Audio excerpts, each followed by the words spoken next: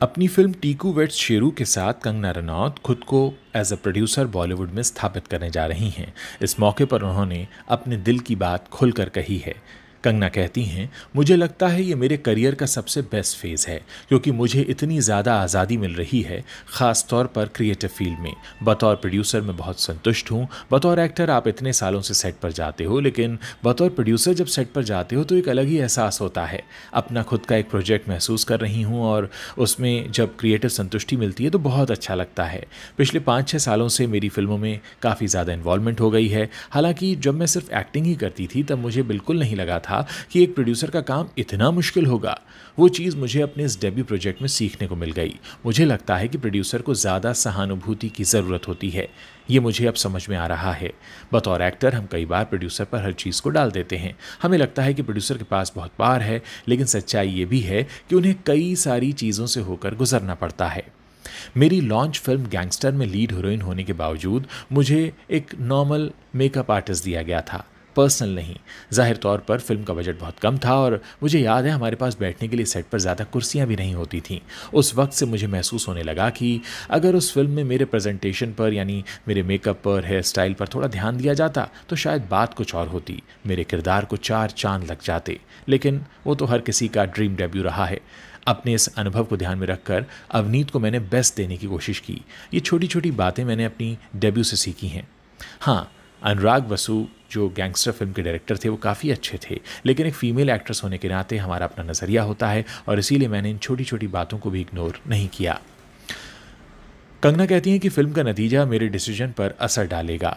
Nervousness तो बहुत है। हमने ये फिल्म कोविड के दौरान शूट की थी, कई सारी परेशानियों का सामना किया, पूरी टीम ने बहुत मेहनत की, अपना 100% दिया है, लेकिन लोगों का रिस्पांस कैसा होगा इसे लेकर नर्वसनेस तो होती ही है, क्योंकि इस फिल्म का नतीजा मेरे डिसीजन पर असर ज़रूर डालेगा। कंगना कहती हैं कि ईमानदार लोग मुझे बहुत पसंद हैं और नवाज़ उनमें से एक हैं। नवाज़ और मेरी सोच बहुत सी जगह एक जैसी ही थी, इसीलिए हमारे बीच काम बहुत आसानी से हुआ। मुझे ईमानदार एक्टर्स बहुत पसंद हैं और नवाज़ उनमें से एक हैं। हम दोनों को काम करते वक्त कभी एक दूसरे से कोई तकलीफ हुई ही नहीं। मेरा मानना है कि डरता वही है, घबराहट उससे ही होती है जो अपना बेस्ट टैलेंट नहीं दे पाता। नवाज़ और मैं आगे चलकर भी कोलैबोरेट करना चाहेंगे। वो कहते हैं कि चलो तुम डायरेक्ट करो, मैं उस फिल्म में काम करने को तैयार हूँ। कंगना कहती हैं कि OTT अब हर एक की ज़िंदगी का हिस्सा बन चुका है। हाँ, थिएटर की एक अलग ही बात होती है जिसमें आपको एक फैमिली आउटिंग मिल जाती है, लेकिन OTT भी एक अच्छा विकल्प है।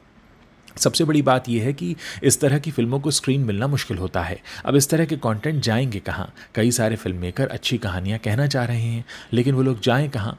OTT को एक कंपटीशन के रूप में नहीं देखना चाहिए, बल्कि एक मौके की तरह देखना चाहिए। इस फिल्म को बड़ी फिल्म के साथ थिएटर मिलना असंभव था। सच कहूँ तो जब मैं पहली बार ये फिल्म अमेज़ॉन के पास ले गई तब उन्होंने कहा कि आप ये पहले थिएटर में रिलीज़ कीजिए। उन्हें लगा कि ये फिल्म थिएटर लायक है, लेकिन ये मेरा फैसला था कि हम इसे OTT पर रिलीज़ करें, क्योंकि थिएट्रिकल रिलीज़ में मार्केटिंग और प्रमोशन कास्टिंग बहुत ज़्यादा हो जाती है। हमारी फिल्म का बजट काफ़ी कम था। मुझे लगा कि पैसों की रिकवरी के चक्कर में ये फिल्म पिस न जाए। जिस बजट में इसे बनाया गया है उतने ही बजट और लगाकर अगर इस फिल्म को प्रमोट किया जाता तो मुझे नहीं लगता कि ये ठीक होता।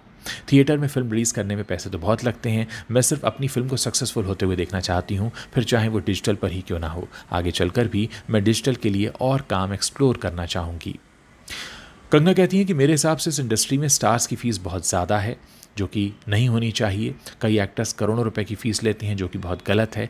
कई फिल्म मेकर अपनी फिल्म 15-20 करोड़ रुपए के बजट में बनाते हैं और उसमें एक्टर्स खुद 140 और 150 करोड़ की फ़ीस ले रहे होते हैं। तो वो क्या करने की कोशिश कर रहे हैं? असल में बहुत गलत है। ऊपर से मार्केटिंग कॉस्ट भी बढ़ गया है और प्रोड्यूसर पर बहुत ज़्यादा प्रेशर बन जाता है। अब जब मैं प्रोड्यूसर बनी हूँ तब मुझे प्रोड्यूसर के सारे दर्द समझ में आ रहे हैं। वाकई कंगना का ये कहना इस बात को बताता है कि प्रोड्यूसर बनने के बाद उन्होंने काफ़ी कुछ सीखा है।